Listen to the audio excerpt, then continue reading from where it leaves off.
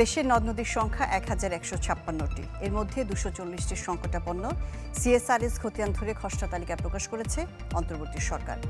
সবার মতামত নিয়ে চূড়ান্ত তালিকা মিলবে পহেলা বৈশাখে। এছাড়া চূড়ান্ত হয়েছে নদী দখলকারীদের তালিকাও। বছর শেষের খুশি নগদে হবে বেশি। নগদ পেমেন্টে নির্দিষ্ট ক্যাটাগরির কেনাকাটায় ৩০০ টাকা পর্যন্ত ক্যাশব্যাক। বাংলাদেশ নদীমাতৃক দেশ। বিস্তৃত এলাকা জুড়ে রয়েছে বহু নদ নদী।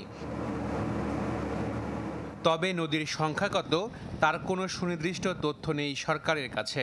২০২৩ সালে নদ নদীর তালিকা করে জাতীয় নদী রক্ষা কমিশন। তাদের হিসাব মতে এই সংখ্যা ১,০০৮টি। আবার ২০১১ সালে পানি উন্নয়ন বোর্ড প্রকাশিত নদীর সংখ্যা ছিল ৪০৫টি।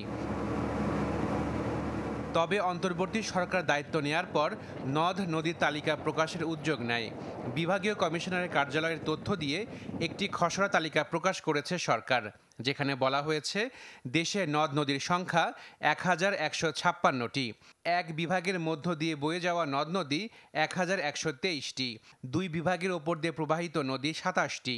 ৩ বিভাগে প্রবাহিত 4টি আর 4 বিভাগের মধ্য দিয়ে বয়ে যাওয়া নদী 2টি। খসড়া প্রকাশ অনুষ্ঠানে পানি সম্পদ মন্ত্রণালয়ের উপদেষ্টা জানান, পহেলা বৈশাখে চূড়ান্ত তালিকা প্রকাশ করা হবে। এছাড়া নদী দখলদারের নামও চূড়ান্ত করা হয়েছে। এখন নদী রক্ষা কমিশন যদি বলে যে এই ২২৪টা নদী তারা একটা রেকর্ড ধরে করেছে, তাহলে আমরা ডিসি মহোদয়দেরকে বলে দিব ভেরিফাই করে এগুলো ইনক্লুড করে আমাদেরকে পাঠিয়ে দিতে।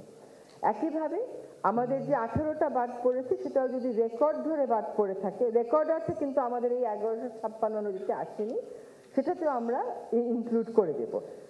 নৌ পরিবহন উপদেষ্টা বলেন, দখলকৃত নদ নদী উদ্ধারের এখনই সময়। পরবর্তীতে তা উদ্ধার করা সম্ভব নাও হতে পারে। নদীকে যদি বাঁচাতে হয় আর নাব্যতা বাড়াতে হয়, তাহলে এই নদীকে প্রথমত দূষণ, তারপর অকুপেশন থেকে এটাকে আপনার রক্ষা করতে হবে। This is the time, either you do it now or will never do it. আর আমরা অতীতেও দেখেছি, যখনই অন্য ধরনের সরকার আসবে তখন স্বার্থের প্রশ্ন আসবে, তখন নদী যাওয়া আছে তার অর্ধেক দেখবেন যে কমে গিয়ে ওখানে বিল্ডিং উঠছে। খসড়া তালিকা ওয়েবসাইটে প্রকাশ করা হবে, যেখানে সবাই মতামত দিতে পারবেন বলেও জানানো হয়। শুধুমাত্র গবেষকরা করবেন। আশাকিন প্রিন্স, চ্যানেল 24, ঢাকা। করবেন।